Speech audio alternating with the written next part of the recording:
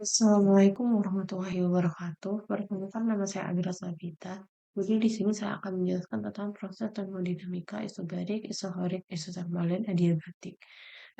Anggota sebelumnya perkenalkan nama anggota kelompok saya yaitu Surya Wijaya, Muhammad Ridho, Muhammad Fadil Andrian, Arjuna Wiwaha, Girindra, Muhammad Nabil, dan juga Khairul Ihsan. Pertama, yaitu pendahuluan. Hukum termodinamika satu berbunyi bahwa energi tidak dapat diciptakan ataupun dimusnahkan, melainkan hanya bisa diubah bentuknya saja.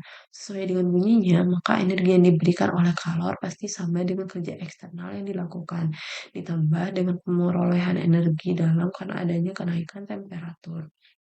Nah, ini grafik proses termodinamika isobarik, isohorik, isotermal, dan adiabatik. Untuk lebih lanjut akan dijelaskan oleh masing-masing anggota kelompok saya. Yang pertama ada proses isobarik. Proses isobarik sendiri adalah proses termodinamika di mana tekanan sistem konstan. Artinya tekanan sistem isobarik tidak berubah walaupun suhu dan volumenya berubah. Proses isobarik menggunakan gas ideal dalam sistemnya. Rumus proses isobarik yaitu adalah kecepatan dibagi suhu sama dengan konstan atau V1 per T1 sama dengan V2 per T2. Contoh penerapan proses isobarik yaitu menembus air dalam panci tanpa tutup.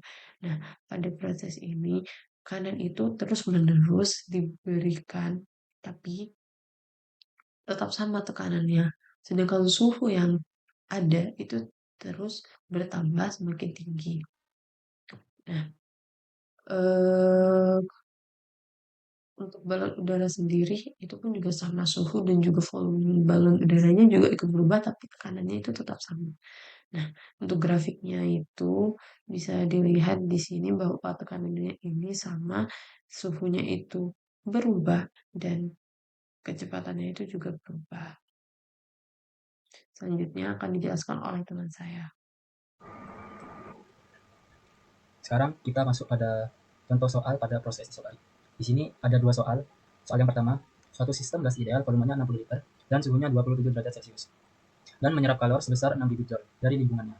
Sistem mengalami pemuaian secara isobarik pada tekanan 2 atmosfer, yang dimana 1 atmosfer itu setara dengan 1,013 dikali 10 pangkat 5 Pascal, sehingga suhunya berubah menjadi 127 derajat Celcius.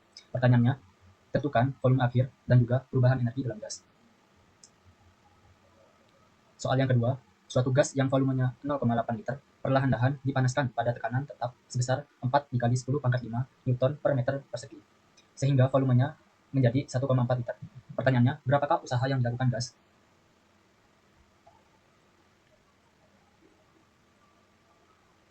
Untuk jawabannya sendiri, pada soal yang pertama, untuk mencari volume akhir, kita menggunakan persamaan V1 per T1 sama dengan V2 per T2. Yang dimana V1 sendiri diketahui dalam soal berjumlah 60 liter dan juga T1 berjumlah 300 Kelvin yang merupakan hasil konversi dari 27 derajat Celcius.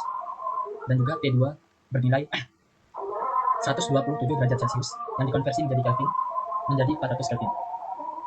Untuk mencari V2 sendiri, kita bisa mengotak-atik rumus tersebut sehingga didapatkan V2 sama dengan 400 dikali 60 dibagi 300 sehingga volume akhirnya berjumlah 80 liter. Poin selanjutnya, untuk mencari perubahan energi dalam gas, menggunakan pertama-tama kita mencari usaha dulu, yang dimana rumus usaha atau W itu sama dengan P dikali dalam kurung V2 min V1. P sendiri diketahui dalam soal memiliki nilai sebesar 2,026 dikali 10 pangkat 5 dikali V2 sendiri 80 liter, kemudian V1 sendiri 60 liter.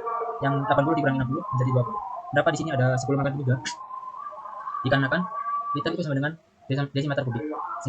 Untuk dalam rumus ini kita menggunakan meter kubik, sehingga desimeter kubik menjadi meter kubik itu dibagi 3 atau dikali 10 kali 3, sehingga didapat hasil akhir usaha itu sama dengan 4052 joule. Untuk mencari perubahan usaha dan gas itu dapat menggunakan rumus delta U sama dengan Q min W. Q sendiri diketahui dalam soal memiliki nilai sebesar 6.000 joule dan juga W sudah diketahui dari persamaan rumus sebelumnya yang aku bahas itu berjumlah 4052 joule, sehingga 6.000 dikurangi 4052 memiliki nilai 1948 joule. Kemudian jawaban untuk soal nomor 2. Diketahui volume awalnya itu sama dengan 0,8 liter atau 0,8 desimeter kubik. Yang dimana kita harus mengkonversi desimeter kubik menjadi meter kubik, yakni dengan membaginya dengan 10 pangkat 3 atau dikali 10 pangkat 3. Kemudian V volume yang kedua diketahui 1,4 liter, itu ekuivalen dengan 1,4 desimeter kubik. Sama, kita harus mengkonversinya juga menjadi meter kubik, sehingga didapat 1,4 dikali 10 pangkat 3 meter kubik. Dan juga P sudah diketahui memiliki nilai 4 dikali 10 pangkat 5 Newton per meter persegi. Untuk mencari usaha atau W, kita dapat menggunakan rumus P dikali delta V atau V2 dikurangi V1. V sendiri sudah diketahui berjumlah 4 dikali 10 pangkat 5, kita kalikan dengan V2 1,4 kali 10 pangkat 3 dikurangi dengan V1 yang memiliki nilai 0,8 dikali 10 pangkat 3. Dengan mengotak-atik persamaan yang diketahui, kemudian kita mendapatkan nilai W sama dengan 4 dikali 10 pangkat 5 dikali 0,6 dikali 10 pangkat 3, yang kemudian memiliki hasil akhir sebesar 240 joule, atau usaha yang didapatkan yakni 240 joule. Baik, untuk selanjutnya ini ada proses isokorik. Proses isokorik sendiri ini adalah proses yang terjadi pada volume tetap, yang artinya tidak ada perubahan volume selama proses berlangsung. Jadi pada proses ini tidak ada kerja yang dilakukan oleh sistem, karena kerja dalam termodinamika ini bergantung pada perubahan volume yang terjadi. Contohnya ketika kita memanaskan gas di dalam tabung yang volumenya ini tidak bisa berubah, misalnya tabung tertutup rapat dengan piston yang terkunci, maka gas yang di dalamnya ini tidak akan bisa mengembang. Akibatnya energi panas yang diberikan tidak digunakan untuk melakukan kerja, tetapi seluruhnya akan meningkatkan energi dalam gas yang ditandai dengan kenaikan suhu dan tekanan. Untuk ciri-ciri utama proses isokorik sendiri antara lain, yang pertama volumenya konstan atau tetap. Yang kedua, tidak ada kerja yang dilakukan oleh sistem. Yang ketiga, perubahan energi dalam sistem hanya disebabkan oleh perubahan suhu. Yang keempat, tekanan dan suhu bisa berubah meskipun volumenya tetap. Sebagai contoh sederhananya, bayangkan jika untuk memanaskan kaleng tertutup yang berisi udara, karena udara di dalamnya tidak bisa keluar dan volumenya tidak berubah, tekanan di dalam kaleng tersebut akan meningkat. Itulah yang dinamakan proses isokorik. Melanjutkan dari materi teman saya, di sini saya akan menjelaskan rumus dan aplikasi pada proses isokorik. Seperti yang sudah kita ketahui bahwa proses isokorik tersebut volumenya adalah sama dengan 0. Sehubungan dengan hukum satu termodinamika, yaitu rumusnya delta U sama dengan Q dikurang W, di mana Q adalah kalor dan W adalah usaha. Karena pada volume sama dengan 0 atau tidak ada pergerakan atau tidak ada usaha, maka di sini delta U sama dengan Q. Lanjut, yang kedua ada hubungannya energi dengan suhu, yaitu rumusnya delta U sama dengan NC delta T, di mana N adalah jumlah mol, C adalah kapasitas kalor, dan delta T adalah perubahan suhu. Karena di awal delta U adalah Q, maka di sini berubah menjadi Q sama dengan NC delta T. Lanjut, untuk yang ketiga adalah aplikasi dalam kehidupan sehari-hari pada proses isokorik. Proses isokorik sering kita jumpai pada kendaraan bermotor, di mana kendaraan bermotor untuk melakukan pergerakan memerlukan tekanan dari mesin, yaitu pada piston. Nah, di sini aplikasinya yaitu pada piston itu tidak terjadi perubahan volume ketika terjadi pembakaran dan perubahan kalor akibat dari tekanan gas dan tekanan udara dalam piston tersebut. Untuk selanjutnya ada contoh soalnya, yaitu suatu tabung logam tertutup berisi gas ideal dipanaskan di atas api. Setelah beberapa saat terdengar suara letupan kecil karena tekanan naik yang sangat tinggi. Proses yang terjadi pada gas di dalam tabung tersebut adalah A. Isotermal, B. Isobarik, C. Isokorik, dan D. Adiabatik.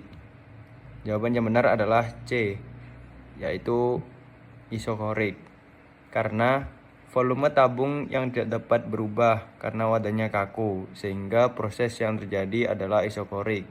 Pemanasan menyebabkan tekanan meningkat sampai wadahnya ini tidak dapat menahannya lagi. Lanjuti soal kedua dari teman saya.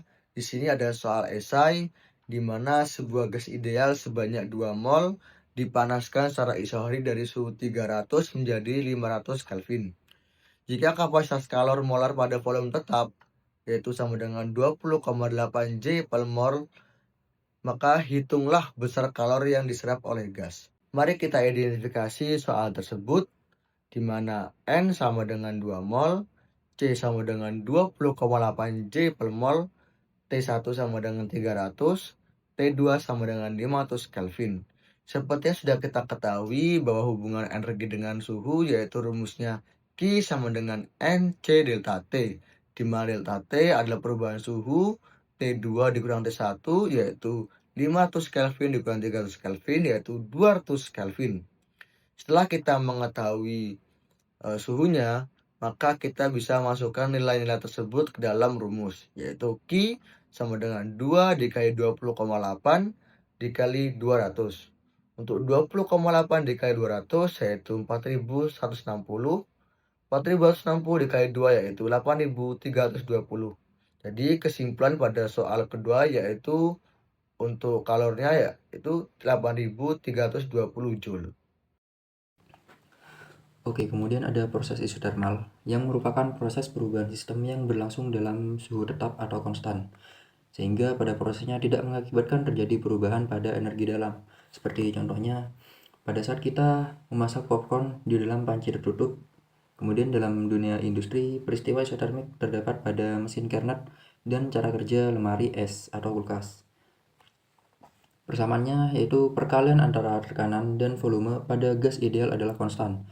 Pernyataan tersebut dikenal dengan hukum Boyle, sehingga dapat diperoleh persamaan yang berlaku pada proses isotermik yaitu P kali V sama dengan konstan, atau P1 kali V1 sama dengan P2 kali V2. Seperti yang terlihat pada grafik hubungan tekanan dan volume, terdapat kurva hiperbola menurun. Saat volume naik, tekanan akan turun, dan saat volume turun, tekanan akan naik. Berdasarkan persamaan perubahan energi dalam, didapatkan bahwa usaha yang dilakukan sama dengan jumlah kalor yang diberikan. Karena suhunya tetap, maka pada proses isotermik ini tidak terjadi perubahan energi dalam atau segitiga U sama dengan 0. Sehingga pada proses isotermik berlaku persamaan seperti berikut, yaitu Q sama dengan W. Agar proses isotermal ini bisa terjadi, ada beberapa syarat utama yang harus dipenuhi. Contohnya seperti suhu sistem harus konstan, tidak boleh ada perubahan suhu selama proses berlangsung. Perubahan panas dengan lingkungan harus bisa terjadi, karena suhu konstan kalor harus bisa keluar atau masuk dari sistem. Proses berlangsung cukup lambat, proses harus cukup lambat supaya suhu sistem dan lingkungan selalu setimbang. Kemudian tekanan dan volume bisa berubah. Walau suhunya tetap, tekanan dan volume boleh berubah. Selanjutnya itu ada hukum yang berlaku pada proses termal. Yang pertama itu ada hukum 1 termodinamika, yang dimana berbunyi awalnya itu AU sama dengan Q min W. Pada suhu konstan, maka energi dalam U tidak berubah pada gas ideal. Jadi AU bisa dikatakan AU sama dengan 0. Maka persamaannya jadi Q sama dengan W. Artinya kalor yang diterima sistem sama dengan kerja yang dilakukan sistem.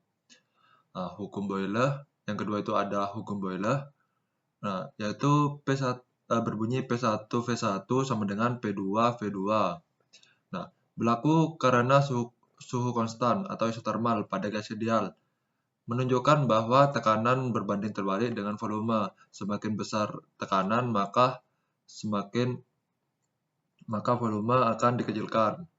Nah, begitupun sebaliknya. Yang ketiga itu persamaan umum gas ideal untuk isotermal. Nah, untuk isotermalnya itu persamaannya PV sama dengan nRT.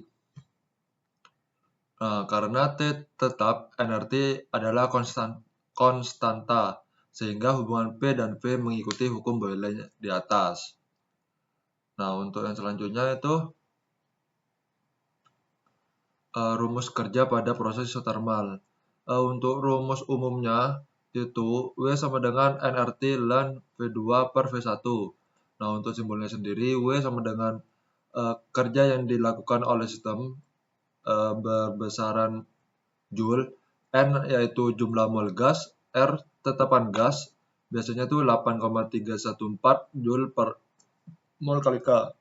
Nah, untuk suhu Untuk T itu sama dengan suhu mutlak pakai besaran Kelvin. Yang terus ada V1 volume awal dan V2 volume akhir. Dan LAN itu logaritma natural. Nah, di sini juga ada tambahan. Jika V2 lebih besar dari V1, maka gas mengembang atau W positif. Sistem melakukan kerja.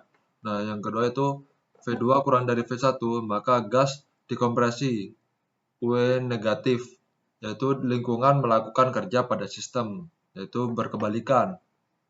Nah, terus itu ada pentingnya proses isothermal dalam termodinamika.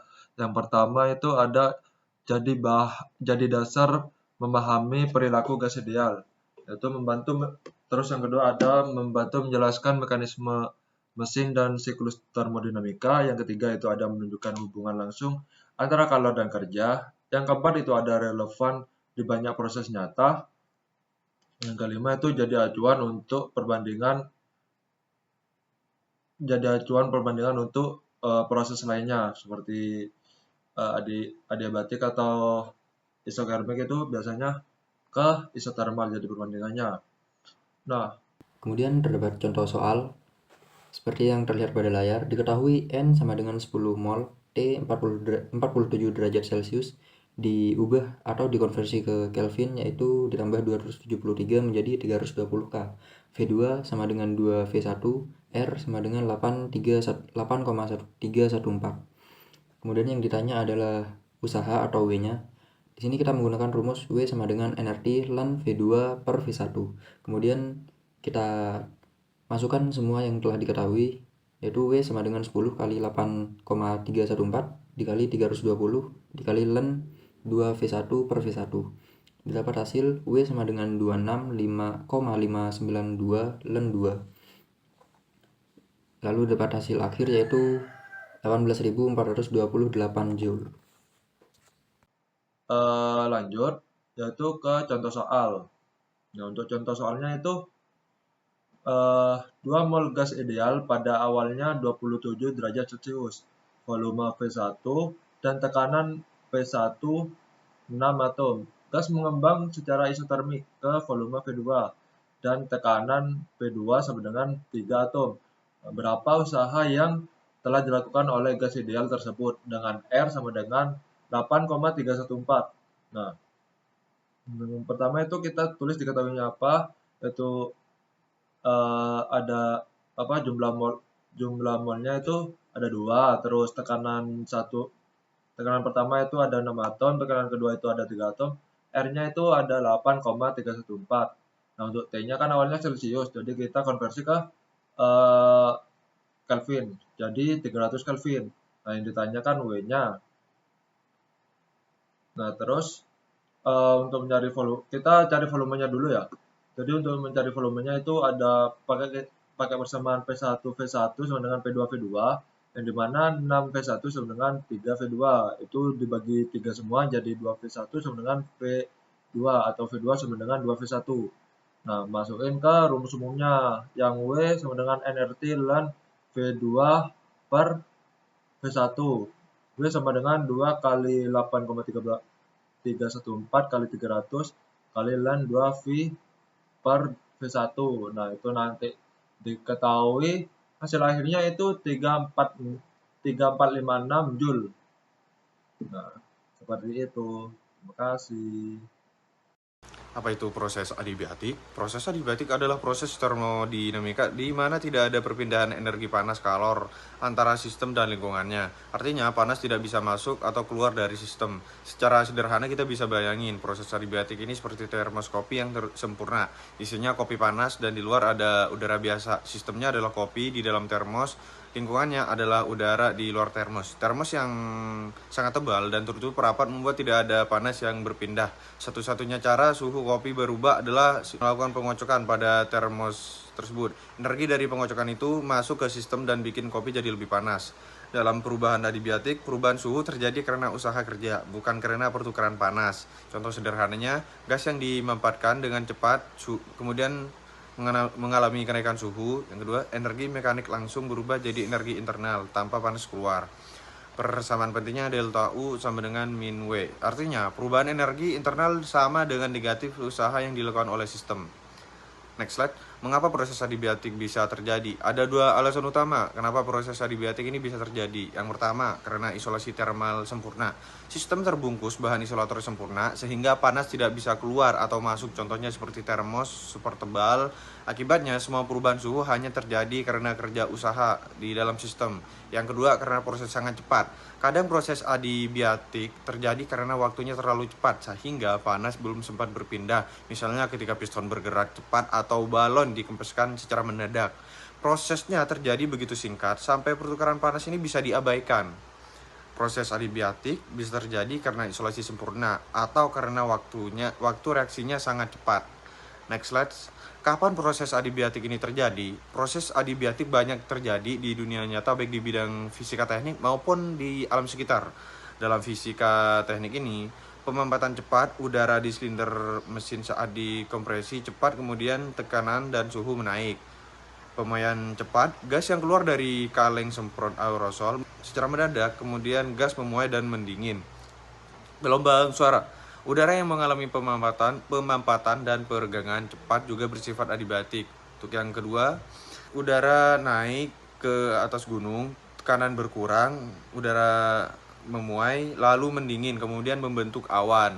Saat udara turun ke bawah, tekanan meningkat, udara dimampatkan dan menyebabkan efek fond atau cinok. Nah, proses adiabatik ini terbagi menjadi dua skenario utama, yaitu ekspansi dan kompresi. Nah, ekspansi sendiri ini adalah ketika sistem memuai atau berekspansi secara tiba-tiba dalam wadah terisolasi. Nah, urutan prosesnya yang pertama yaitu sistem berekspansi. Volume sistem akan bertambah. Kemudian sistem melakukan kerja dan menyebabkan energi di dalam sistem itu turun, sehingga menyebabkan suhu turun. Ini adalah kompresi. Nah, kompresi ini terjadi ketika gas dimampatkan atau ditekan secara tiba-tiba atau dalam wadah terisolasi. Nah, prosesnya yang pertama yaitu sistem dimampatkan. Nah, karena sistem dimampatkan ini lingkungan yang melakukan kerja sehingga W sama dengan negatif. Nah, karena lingkungan melakukan kerja, energi di dalam sistem itu naik. Delta U sama dengan positif yang menyebabkan suhunya naik. Selanjutnya masuk ke contoh soal. Nah, sebanyak 0,5 mol gas ideal monoatomik CV sama dengan 3/2R berekspansi secara adiabatik. Suhu awalnya adalah 500 Kelvin dan suhu akhirnya turun menjadi 300 Kelvin. Berapakah kerja W yang dilakukan oleh gas tersebut? Gunakan R sama dengan 8,314 Joule per mol Kelvin. Nah, untuk jawabannya sendiri yaitu kita akan menemukan rumus yang akan digunakan, yaitu AU sama dengan negatif W. Nah, itu bisa kita rubah menjadi W sama dengan negatif delta U. Nah, diketahui N atau molnya itu sama dengan 0,5. Nah, untuk CV-nya sama dengan 3/2R. Suhu awalnya adalah 500 Kelvin dan suhu akhirnya 300 Kelvin. Sedangkan R 8,314 Joule per mol Kelvin. Selanjutnya adalah langkah-langkah untuk mengerjakan soal tersebut. Nah, kita pertama kali akan mencoba menemukan delta T-nya. Nah, delta T sendiri ini bisa dicari menggunakan suhu akhir dikurangi dengan suhu awal. Nah, kita mendapatkan angka negatif 200. Nah, selanjutnya kita akan masukkan semua hal yang ada di soal tadi. Kita masukkan ke dalam rumus delta U sama dengan N dikali CV dikali delta T. Nah, delta U sendiri sama dengan 0,5 dikali 3/2R dikali negatif 200.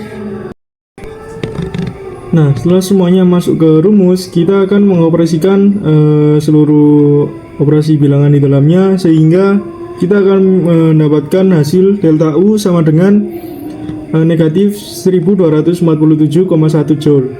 Nah, selanjutnya kita akan memasukkan delta U ini ke rumus yang awal tadi, W sama dengan negatif delta U, sehingga W sama dengan negatif dalam kurung negatif 1247,1 sehingga W sama dengan plus 1247,1.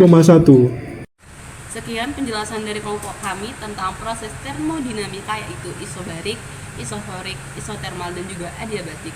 Kurang lebihnya mohon maaf. Wassalamualaikum warahmatullahi wabarakatuh.